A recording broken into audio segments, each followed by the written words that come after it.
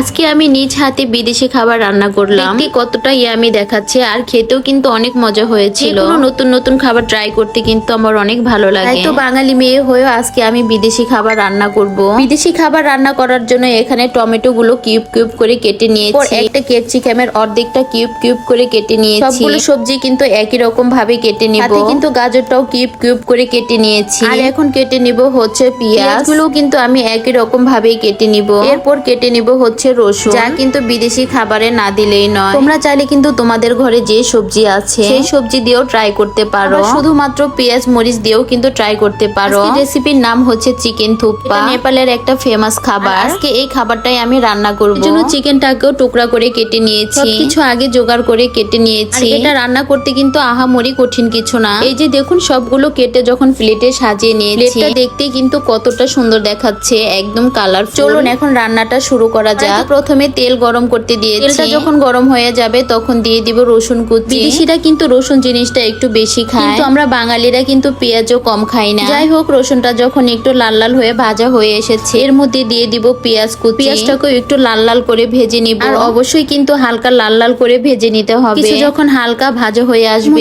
দিয়ে দিব হচ্ছে টুকরো করে রাখা চিকেন। সবকিছু একটু সময় নিয়ে চুলার আঁচ মিডিয়াম রেখে ভেজে নিতে হবে। মাংসের গায়ে যে পানি থাকে সেই পানিটা শুকানো পর্যন্ত। আর এখন দিয়ে দিব হচ্ছে সামান্য পরিমাণ আদা রসুন পেস্ট। বিদেশিদের মেন ডিশে কিন্তু ওরা আদা রসুন দেয়নি। আর আমরা যেহেতু বাঙালি, মশলা হচ্ছে আমাদের প্রাণের খাবার, তাই তো মশলা ছাড়া আমরা কোনো খাবারই রান্না করতে পারি না। এরপর দিয়ে দিয়েছি হচ্ছে হাফ চা চামচ কালো গোলমরিচের গুঁড়া। সবকিছু যখন ভালো করে ভাজা হয়ে আসবে এরপর দিয়ে দিব কেটে রাখা সবজিগুলো দিয়ে খুবই অল্প সময় একটু ভাজা ভাজা করে নেব। দিয়ে দিব হচ্ছে 1 চা চামচের মতো সয়া সস দিয়ে 1 মিনিটের মতো নাড়াচাড়া করে এর মধ্যে দিয়ে দিব হচ্ছে 1 গাদা গরম পানি। এই রান্নাটা আমি সোশ্যাল মিডিয়ায় অনেকবার দেখেছি। জীবনের এই প্রথমবার আমি ট্রাই করছি। জানি না ভালো লাগবে নাকি খারাপ লাগবে। এরপর পানিটা যখন ফুটে আসবে দিয়ে দিব হচ্ছে 3 প্যাকেট ম্যাগি লুডুস। আপনারা চাইলে কিন্তু লম্বা স্টিকি লুডুস দিতে পারেন। যার হাতের কাছে যে লুডুসটা থাকবে সে কিন্তু সেই লুডুসটা দিয়ে রান্না করতে পারে। আর এখন দিয়ে দিচ্ছে হচ্ছে ম্যাগির প্যাকেটে থাকা মশলা। বিদেশিরা যদিও এত মশলাযুক্ত খাবার খায় না, যেহেতু মশলা খেতে পছন্দ করি তাই কিন্তু মশলা ফেলে না দিয়ে এখানে দিয়ে দিয়েছি। দেখতে কিন্তু অনেকটা লুডুসের তরকারির মতো মনে হচ্ছে। যদিও এই রেসিপির নাম হচ্ছে চিকেন থুপ্পা, তবে চিকেনের চেয়ে কিন্তু লুডুসই বেশি দেখা যাচ্ছে। সবশেষ দিয়ে দিচ্ছি হচ্ছে টমেটো সস। এখন একটু নেড়ে চেড়ে নামিয়ে ফেলবো।